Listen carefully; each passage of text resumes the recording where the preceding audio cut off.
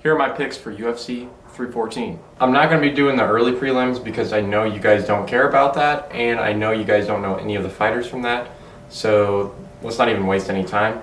But starting off the prelims, we have Darren Elkins versus Julian Erosa. Listen, I am the biggest Darren Elkins fan. I'm probably the #1 Darren Elkins fan in the world. A lot of people don't even know who this guy is. He's kind of not good, but he's from Indiana. I love me a Hoosier, baby. Darren Elkins, I watched his last fight live, and it was such a strange fight. I was happy he won, but it was a dog fight, and he's starting to get really old. He was winning all the grappling exchanges. Like anytime there was a scramble, he was winning, but I just don't see that happening against Erosa. Erosa has a pretty good resume. He's beaten a lot of up-and-comers, but he's also had some pretty bad losses. And this would be one of the worst losses on his resume. I don't think he's going to lose to Darren Elkins. I think Darren Elkins' best days are obviously behind him because he is getting very old and the man is getting brain damage. So I'm going to go with Erosa. I don't think... You know what? I do think. I think he's going to get a round 2 TKO against Darren Elkins. We're going to go uppercut in the clinch, and Darren Elkins is going to fall, and I'm going to cry, and I'm going to lose $500,000 in this fight. So when this fight got announced, I was super excited, but Jim Miller versus Chase Hooper. This is sort of like a similar analysis to the previous fight, but Jim effing Miller, the man is getting pretty old. He took a ton of damage in that King Green. It's Bobby Green. That Bobby Green fight. The dude got sliced open. I've never seen a face look like that.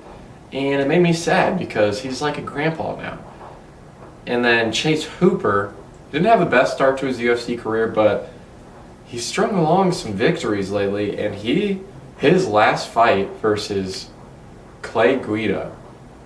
Oh my gosh. As a Charles Oliveira super fan, this was like seeing the American version of... Obviously the striking is nowhere near Oliveira's level, but the grappling was unreal. The jiu-jitsu was amazing. I was creaming at the pants while watching this fight. It was unreal. Chase Hooper, he's starting to look like a real contender. I know that's crazy to say, but he's actually looking like he can be something in this division. So, I am going to go with a Chase Hooper. I was either going to go unanimous decision, but you know what? I'm going with a round 1 submission. We'll go with armbar. But, fun fact, a lot of people don't know that Jim Miller has a submission victory over Charles Oliveira. Let me know in the comments how he did it. Jan versus Verna. I know this is going to be a quick one because women's MMA, no one cares about it. I am going Verna. And obviously, decision.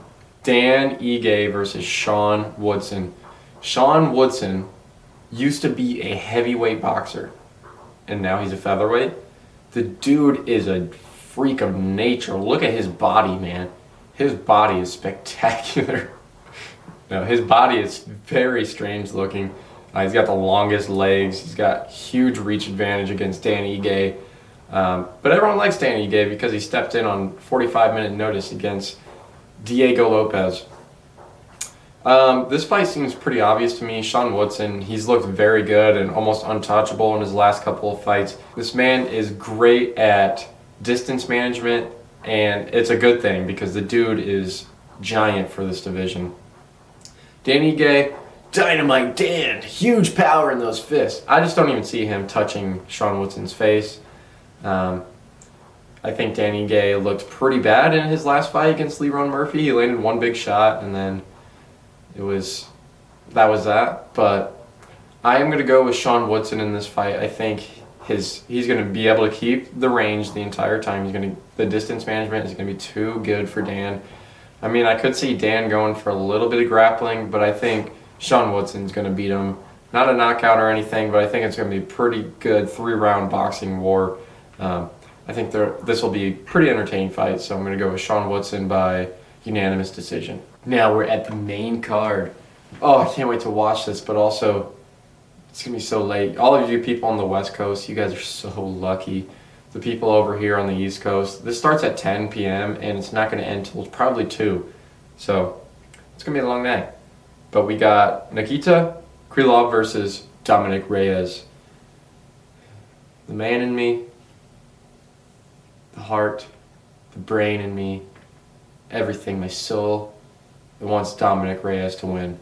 But I don't think that's going to happen. Nikita is seriously one of the more underrated fighters in this division, and honestly the UFC. He hasn't fought in a while. He's got a good resume. He's fought a lot of tough opponents, and all around he's just more durable and a better striker than Dominic is. Dominic is super heavily reliant on his boxing, but Nikita is pretty good at mixing it up. Better use of kicks, and I see that being a problem against Dominic in this fight. But if I wanted to pick an upset of the night, I think he's not favored, but I might go with Dominic in this. You know what? Change of plans. I'm going with Dominic to get a W over Nikita. And you know how it's going to happen? I know how it's going to happen. I don't know if you know how it's going to happen. I don't know if you're prepared. Dominic Reyes. Round 1. KO. Right overhand. That's how it's going to happen. That's how it's going to happen, trust me. It's not going to go any other way. But for real, just because I'm a fan, I'm going with Dominic to win. I'm probably going to be wrong. But no, I'm not. I'm not going to. Yair versus Patricio Pitbull. What an interesting fight. I was really excited when this fight got announced because Patricio Pitbull should have been in the UFC a long time ago. And I think they got him in just a little bit too late. I still think he's a great fighter. He's going to have a good amount of fights left in the UFC, I think. But man, this is quite the debut. Yair Rodriguez is an excellent striker, one of the more exciting strikers in the UFC. He mixes it up super well. He has elite kicks. They're just super satisfying to watch. And he did rock Volk in his title fight, so just remember that.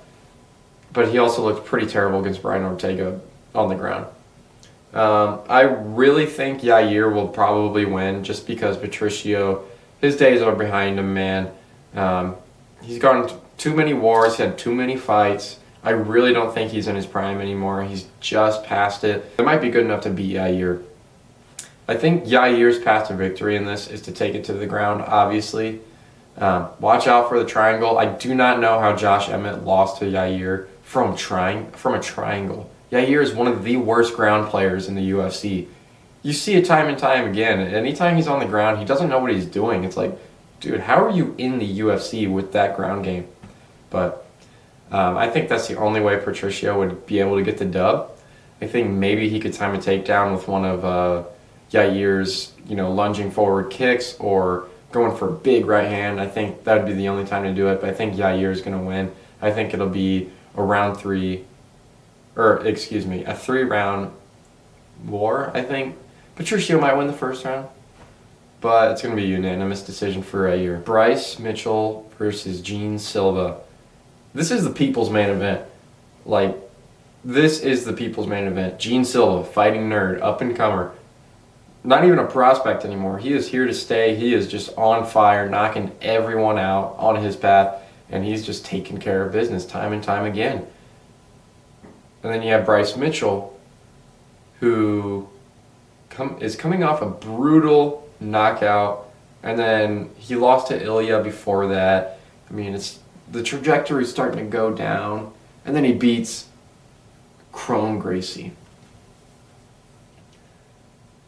This is going to be my hot take. This is going to be my upset pick of the card. I know Bryce Mitchell doesn't have fans. I know he said crazy stuff, but the man is a great grappler. It's crazy to say, but the dude's grappling is amazing, actually. I've watched the Gene Silva fights, and the man commits really hard to the punches. That's why he's such a power puncher. He's stepping into it and giving it his all a majority of the time. And Bryce Mitchell is going to land a takedown on him. And it's not going to be a good night for the Gene Silva fans. I love Gene Silva. He's exciting. He's a great fighter, but I do think Bryce Mitchell, the dude's ground game is unreal. His jiu-jitsu game is unreal. He has one of the few twisters in the UFC. I think his ground control is amazing. His submission threats are great. And he looked comfortable on the ground against Kron Gracie, who is one of the greatest jiu-jitsu players in the UFC, but he looked horrible in that last fight. I do think Bryce Mitchell is going to get the dub just because all of his brain cells are gone, so he's not going to feel the punches anymore. He's just going to go forward, tackle him, submit him. I think he's going to get a rear naked choke in round 2 against Gene Silva. I think Gene Silva will have an early moment where he rocks Bryce, and then Bryce is going to be like, okay, I need to take you down. Michael Chandler versus Paddy the Baddy. Now, these odds are kind of crazy to me. For one reason, I do not think Paddy is better than Charles Oliveira in any way at all. And the path to victory for Paddy is a submission. He's not going to knock Michael Chandler out, I do not think. He doesn't have the striking of Charles Oliveira. He doesn't have the striking of Dustin Poirier. You know, I wouldn't say he's not a bad striker by any means, but he doesn't have the power or he doesn't have the technique to really put Michael Chandler away. His strength is his jiu-jitsu, but if Charles Oliveira couldn't do it in 5 rounds, he could submit him. I don't think Paddy's going to do it either. I really think Michael Chandler is going to go back to his old self and be, ferocious for a round, and I think that can be enough for Paddy. Paddy will probably land a takedown, but Michael Chandler literally survived 3 rounds with Oliveira on his back, and I really just do not see Paddy getting that submission. I love Paddy the Baddy. I love him so much. I don't like Michael Chandler. I don't. He's a cheater. But I think he's going to win. I really do think he's going to win, and I don't think this is going to the 5th round. I'm sorry, Paddy. I'm sorry. I just don't see him getting the submission. So I got to go Michael Chandler. I think he's going to get a TKO. It's either going to be in the 1st round, 3rd round, who knows. But I think he's going to finish Paddy, and it's going to be a sad, sad day just because Paddy's strength is his jiu-jitsu, but if the best submission artist in the UFC can't do it, Paddy can't. So that is my prediction, Michael Chandler, TKO. Finally, the main event, Volk versus Diego Lopez. Man, what an exciting fight. After this weekend, Ilia Topuria will no longer be a champion. He will be fully in the lightweight division, and he probably won't fight till 3 years from now just because the lightweight division is at a complete standstill because of a certain champion. But this fight, listen, there's a huge height advantage, Diego Lopez, Volk. Majority of the time, you're thinking, oh, okay, I got to go with the taller guy. He as long as he keeps his range, Volk's not going to be able to touch him. But Volk's strength is fighting taller opponents. That's how he's beaten Max Holloway 3 times. That's how that first fight with Islam was so successful. It was a great fight.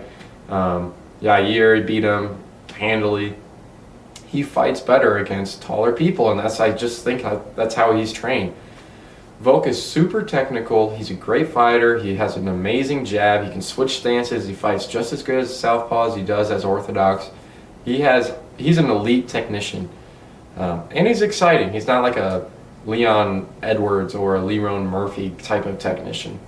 He is exciting, and he's got the fighter spirit. I don't know if he'll ever be submitted after watching that Brian Ortega fight. He is elite, elite, elite. The only thing that is a question mark with him these days is his chin, solely because we saw what happened to him in the Islam fight, and then he took the Topuria fight, knocked out, sad times. Now we need to talk about Diego Lopez. Diego Lopez has great jiu-jitsu. His ground game is great. He has insane power, and he has good dirty boxing. Like, he's good in the pocket, and he's not afraid to get punched. I don't think Volk is going to let him get in the dirty boxing or in the clinch, because that's where Diego Lopez loves to work from. That's where he does most of his damage.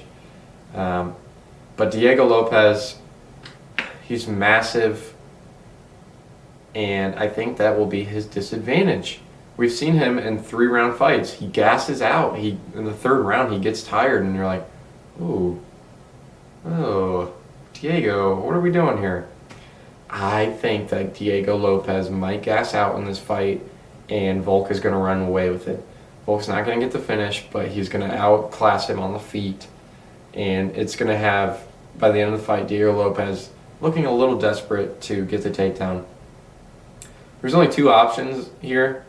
Volk is going to either win by decision for 5 rounds, or Diego Lopez is going to land an overhand and knock Volk out. I think it's more 60-40. I think it's more likely Volk is going to get the unanimous decision, so that will be my prediction. Volk is going to get the win by unanimous decision, and as a Diego Lopez fanboy, I'm not going to be happy, but the boy got a title fight.